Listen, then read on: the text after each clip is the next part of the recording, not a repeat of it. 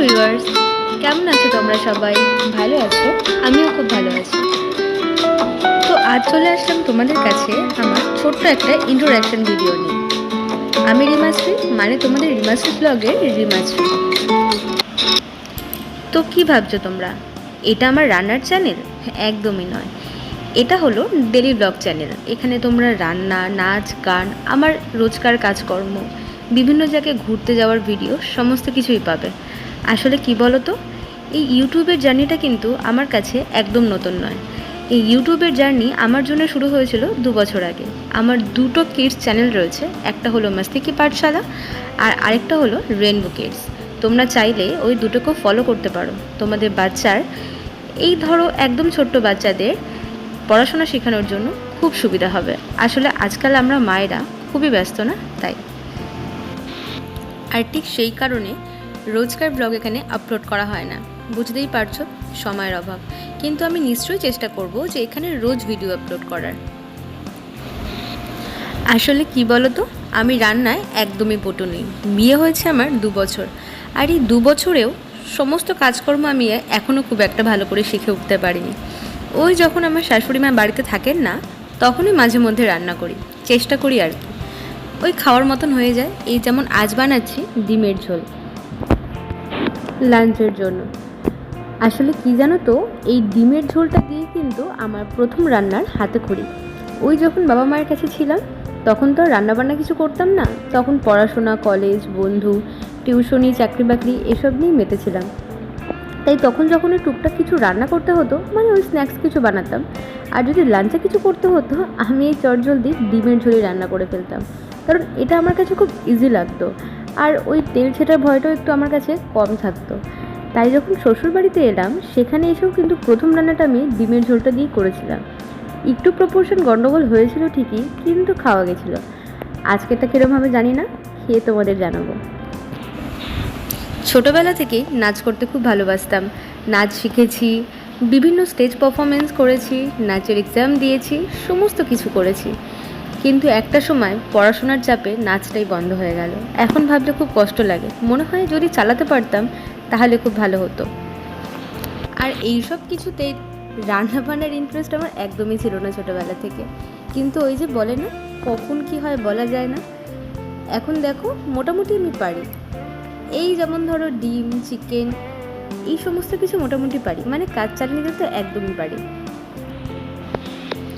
তোমরা প্লিজ আমাকে সাপোর্ট করো, যাতে আমি এই চ্যানেলটা আরও অনেক অনেক অনেক দূরে গিয়ে নিয়ে যেতে পারি।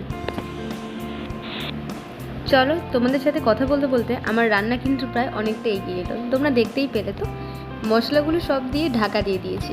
আমার মা আর আমার শাশুড়ি মা বলেন ঢাকা দিয়ে মশলা রান্না করলে নাকি খুব টেস্টি হয় খেতে। তো দেখো, ঢাকনাটা তুলে নিয়েছি। মশলাটা অর্ধেক সিদ্ধ হয়ে গেছে বলে আমার মনে হচ্ছে। চলো একটু নেড়ে চেড়ে দেখি।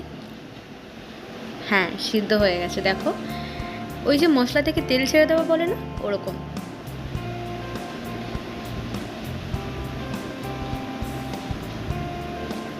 দেখেছো মশলার গা থেকে কীরকম তেল ছেড়ে দিয়েছে? এরপরে একে একে আলুগুলোকে দিয়ে দিলাম। আলুগুলোকে দিয়ে ভালো মতো নেড়ে চেড়ে নিই।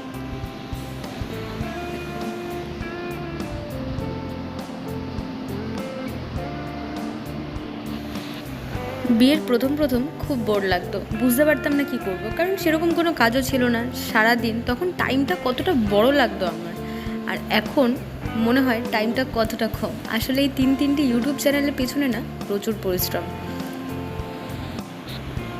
ও হ্যাঁ, আমি আমার দুটো কিডস চ্যানেলের লিঙ্ক আমার ডিসক্রিপশন বক্সে দিয়ে দেবো, তোমরা চাইলে ওটাকে ফলো করতে পারো।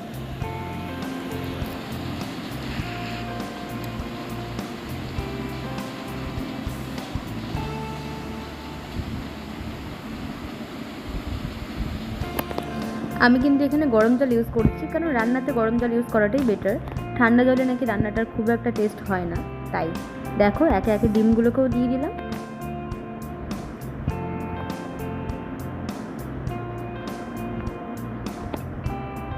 এবার ঢাকা দিয়ে দেওয়ার পালা।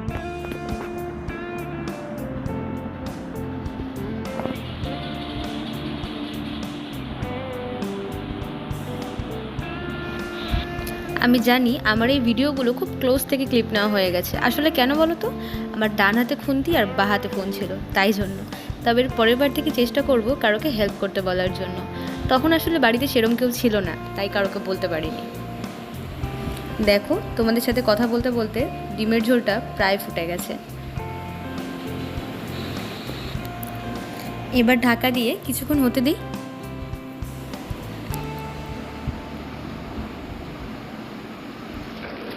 দেখো, ডিমের ঝোলটা আমার প্রায় রেডি। ধনেপাতা করেছিল না, তাই কিছুটা গরম মশলা দিয়ে দিলাম। এতে টেস্ট আর ফ্লেভারটা দুটোই ভালো হয়। আসলে গরম মশলা আমার খুব প্রিয় জিনিস, মনে হয় সবটা দিলেই ভালো লাগে ছোটোবেলা থেকে। তো চলো, আমার ডিমের ঝোল রেডি। এবার আমি এটাকে গরম গরম সার্ভ করি আর লাঞ্চটা করে নিই। ততক্ষণ তোমরা আমার চ্যানেলটাকে সাবস্ক্রাইব করে নাও, ওটা কিন্তু ভুলো না। আর আমি চেষ্টা করব এই চ্যানেলেও রেগুলার ভিডিও আপলোড করার। তোমরা কীরকম ভিডিও দেখতে চাও অবশ্যই আমাকে জানিও। আজ তাহলে এই পর্যন্ত, চলো বাই।